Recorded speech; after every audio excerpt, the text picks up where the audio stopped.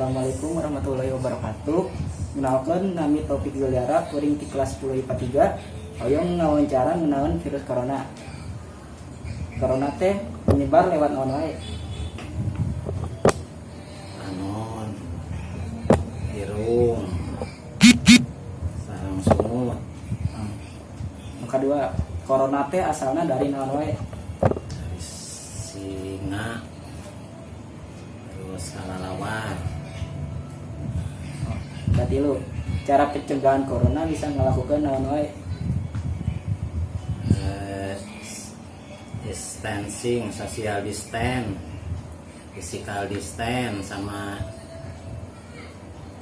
umbah reungeun bersih. Kaopat, urang nu rentan corona biasana urang nu naon wae?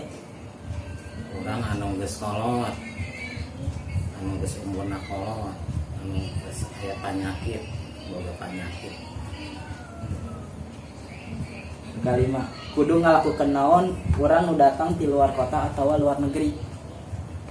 Karantina 14 poe wajib. Keenam, apakah corona aya dampak baikna kana kehidupan?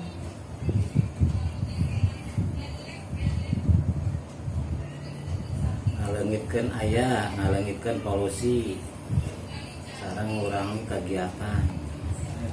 Jadi bumi halus deui. Sakitu wae, kurang lebihna mohon maaf. Wassalamualaikum warahmatullahi wabarakatuh.